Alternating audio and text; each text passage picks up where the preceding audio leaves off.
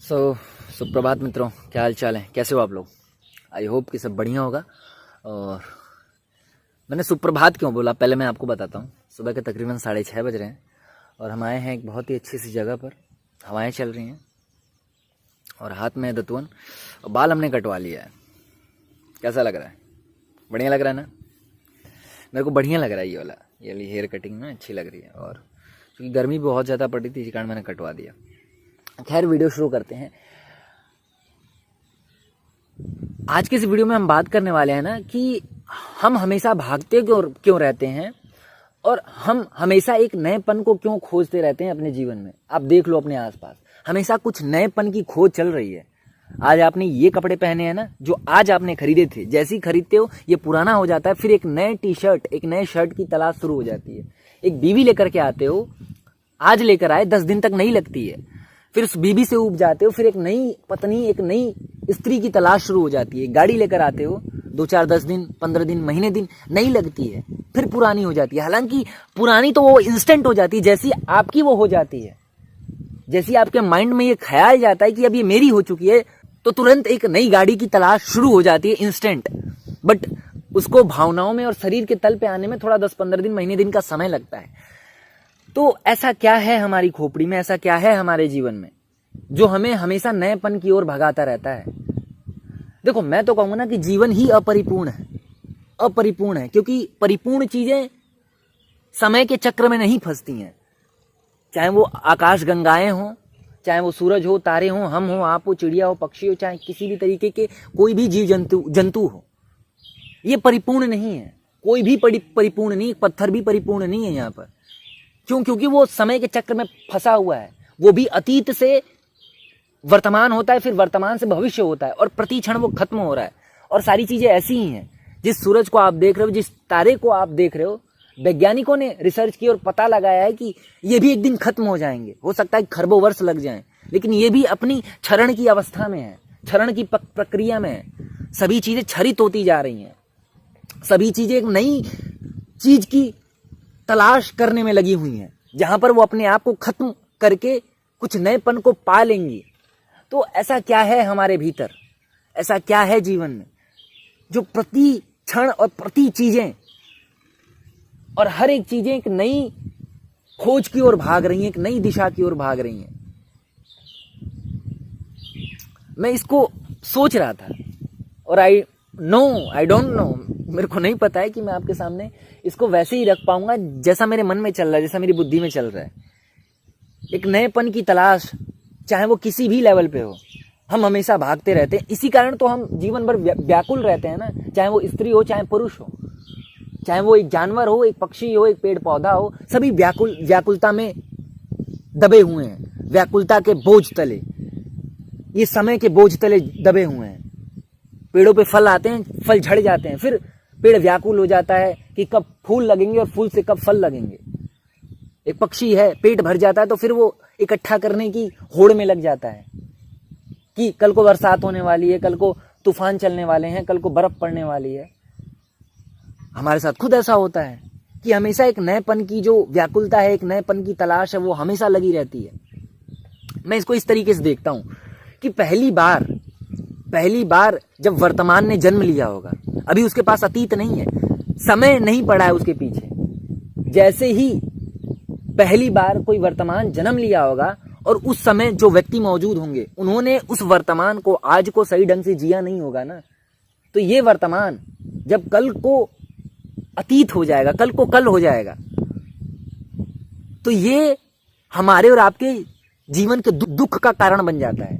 बात समझना कि आज अपने पास वर्तमान है, इस तरीके समझे, आज अपने पास ये है और पहली बार ये वर्तमान का क्षण मिला, इससे पहले कोई अतीत नहीं है। लेकिन आज हमने अपना जीवन सही ढंग से जिया नहीं है। आज जो था उसमें, आज जैसा जीवन एक परफेक्टली और परिपूर्ण लेवल पे जीना था, उस ढंग से हमने ये जीवन, ये वर्तमान का क्षण जिया नहीं है।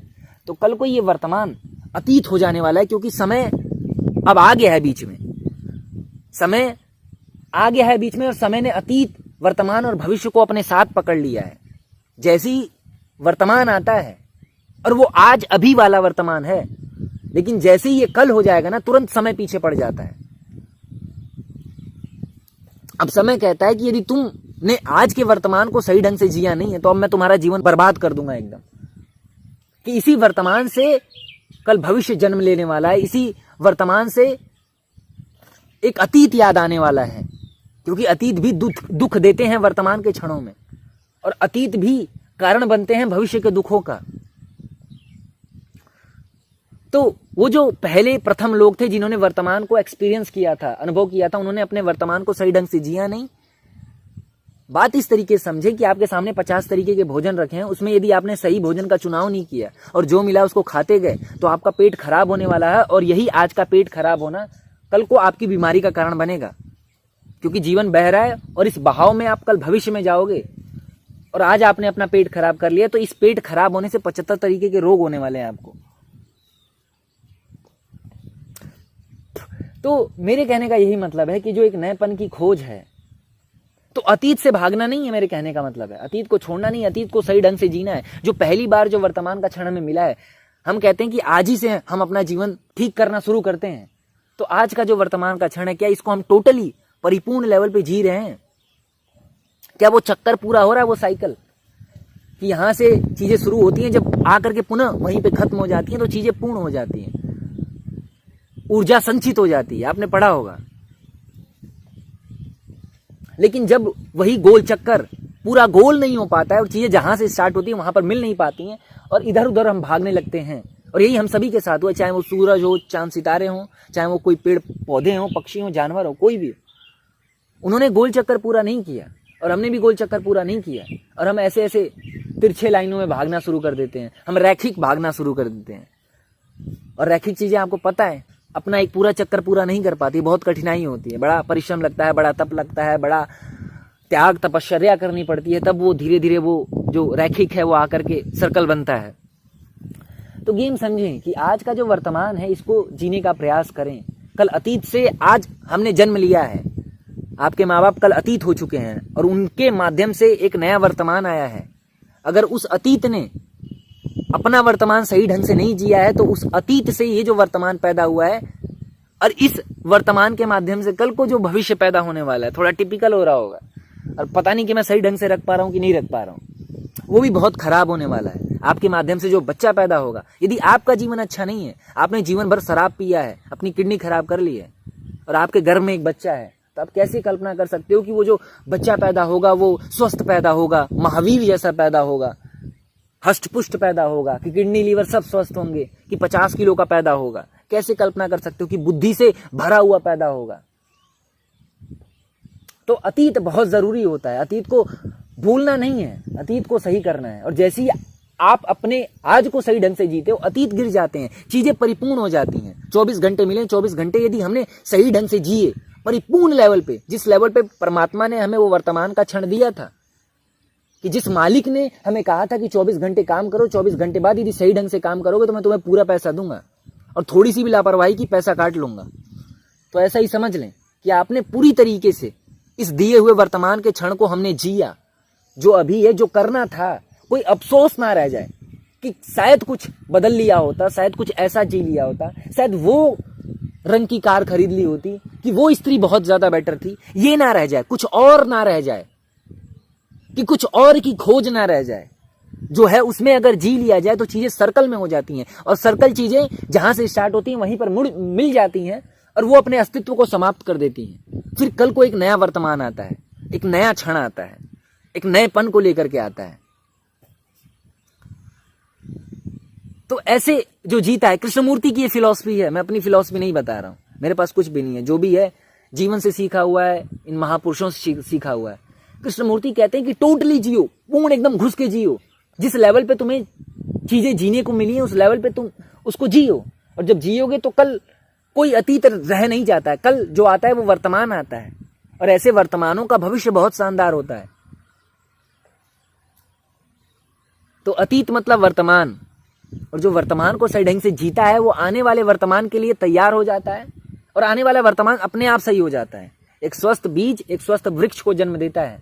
आज आप कैसे हो ये डिसाइड करने वाला है कि कल आप कैसे होने वाले हो। तो वीडियो बहुत ज्यादा लंबी हो गई सर, तो आई होप कि जो भी मैं कहना चाहता हूं, जो भी मेरे भीतर भरा हुआ था, इस टॉपिक को लेकर के। आई होप कि मैंने आपके समकक्ष ये पूरी बात रख दी होगी। ठीक है, मेरे दिमाग में बहुत दिन से ये बात चल रही थी। ठीक है, तो वैसे यार मैं अच्छा लग रहा हूँ, है ना। हालांकि ये भी अतीति है, माया है, ये माया का खेल, ये सब माया है, ये कुछ नहीं बचने वाला है। जीवन राख राख हो जाएगा। सूरज हो, चांद सितारे हों, वो भी एक दिन मर जाने वाले हैं। उनकी भी उम्र खरबों वर्ष की है, लेकिन सभी चीजें अपनी क्षरण की ओर जा रही हैं। ये क्षरण की ओर जा रहा है शरीर, ये दाढ़ी, ये बाल, ये सुंदर सा चेहरा, ये हवाएं, सभी चीजें एक दिन क्षरित हो जाएंगी और पता नहीं कहाँ चली जाएंगी।